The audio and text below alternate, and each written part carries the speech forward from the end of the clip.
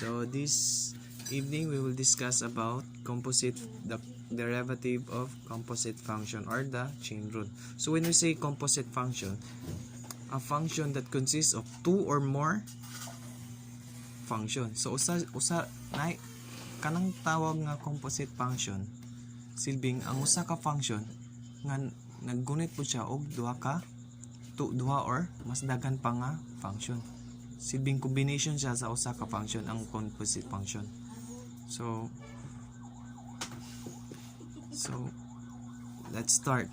So ang derivative ko sa usa ka function sa composite function by using chain rule is ang f prime of x is equal to the g prime of x multiply the derivative of u of x. So ang unang kuno nimo na is i-derive nimo ang nasa gawas before ang sa sulod. Okay. So para mas masabtan na to, let's proceed to our example. G of x is equal to 2x plus 1 over 3 minus x to the power of 4. So as you can see, it is a composite function. Kaya ang unang nga function na to is kanatanan whole number to the power of 4. And ang ikaduhang to nga function is ang nasa sulod, which is 2x plus 1 over 3 minus x. So in finding the derivative by using of this function, by using chain rule, g prime of x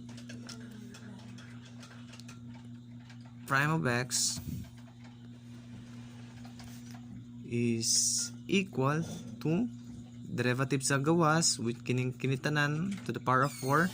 So ang process ani kay 4 times 2x plus 1 over 3 minus x. Then sa kitong ang kwan niya derivative sa power. So ang atong kwan exponent na to i-bring down to sa ubos. Then ang atong exponent is minusan na to og 1. So may muna siyang 3. Multiply sa derivative sa sulod. Unsaon gitong pag-derive sa division? Okay, or fraction. So ang process ana copy si low. Unsa gitong low or ang denominator na to? 3 minus x. Multiply natin siya. Multiply sa may kwanto sa gawas ay sa ibabaw. Okay, derivative sa numerator. So ano sa derivative sa numerator? 2 na lang minus high di low. So gitong high, tara copy si high, which is 2x, di ba? 2x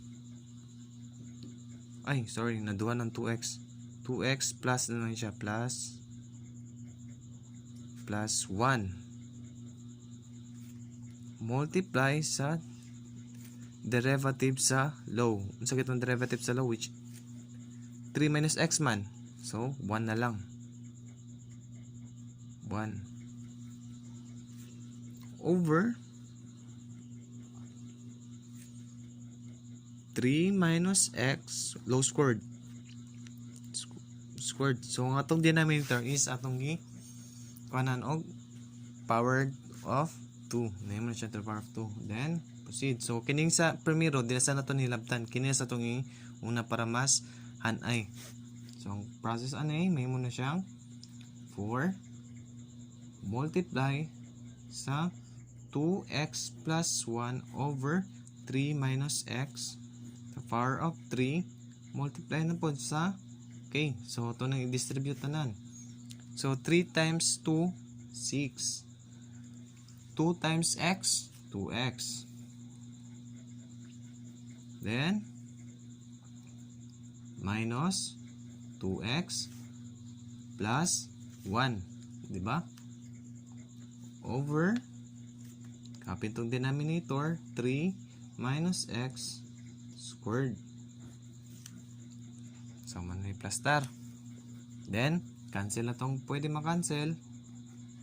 So therefore ang kuha na to is 4 times 2x plus 1 over 3 minus x to the power of 3 times 7 over 7 na lang siya kay 6 plus 1 is equal to 7 over, copy ang denominator, 3 minus x squared. Sa gawas ng exponent, sorry. Then, kinina po itong hilabtan, kini exponent. So, itong i-distribute una ang yang exponent. So, may mo siyang 4 times pila 2x plus 1 to the power of 3 over 3 minus x to the power of 3 times 7 over 3 minus x to the power of 2. Then multiply. So atong pamagi na lang ani, kini na lang atong 4 ug 7 ang atong i-multiply para din nila matandog kay ato ni gusto mo i-expand ato ning 2x plus 1 to the power of 3, pwede. Pero ug kapuyan mo, pwede ra pug kini na lang 4 times 7 ang atong i-multiply. So may mo siya 4 times 7, may mo siyang 28, then copy na to ang 2x plus 1 to the power of 3 over 3 minus x to the power of 3 times 3 minus x to the power of 2. Unsa gyud rule sa exponent rule? Rules of exponent nga mag-multiply tag same ang iyang base but lahi ang exponent. So ang process ana is i-add na to ang mga exponent. So 3 plus 2 is equal to 5. So may mo siyang 3 minus x to the power of 5. So ang atong final answer is, or atong derivative is equal to g prime of x is equal to 28 times 2x plus 1 to the power of 3 over 3 minus x to the power of 5. So ang nga process ha, una nitong basta magkuhan ganita, mag-derive tag usa ka function using chain rule. Ang atong unang kuhan divide ay atong unang pangitag derivative ang sa gawas before ang sa sulod. Okay, para mas makuhan, let's try another example. Dali lang na ko ibutang. Okay ra.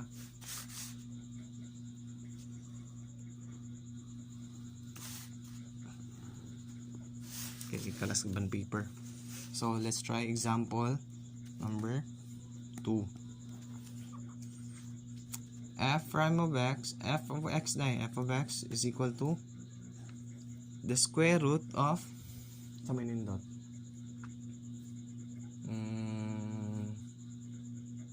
Okay. Sa may nindot.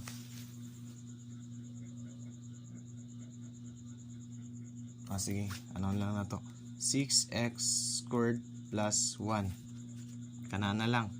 For example, derivative ko no sa f of x is, I find the derivative of a function nga si f of x is equal to the square root of 6x squared plus 1.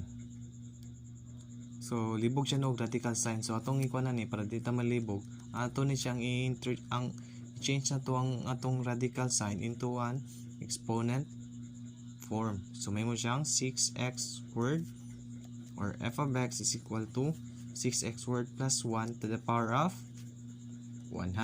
Then proceed ta sa derivative.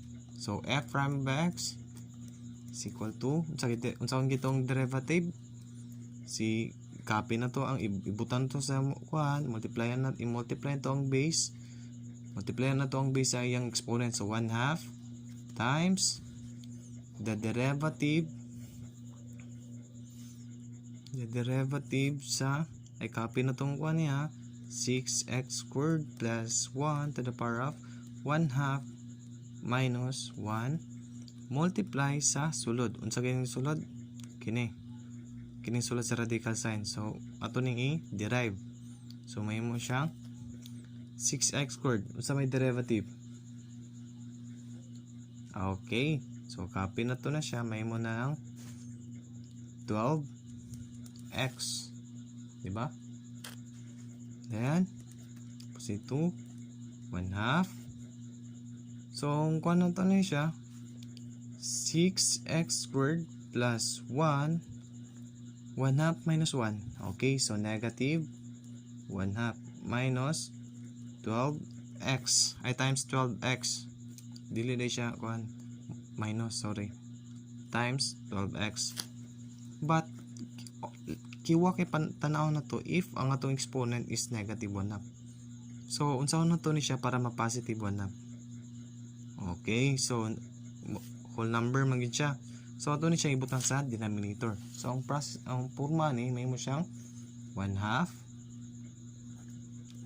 times 1 over 6x squared plus 1 to the power of 1/2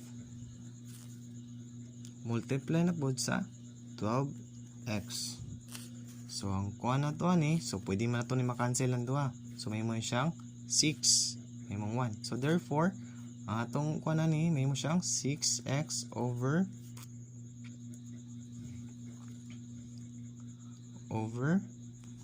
6x squared plus 1 to the power of 1/2 or 6x over the square root of 6x squared plus 1. So, ang atong derivative is f prime of x is equal to 6x over square root of 6x squared plus 1.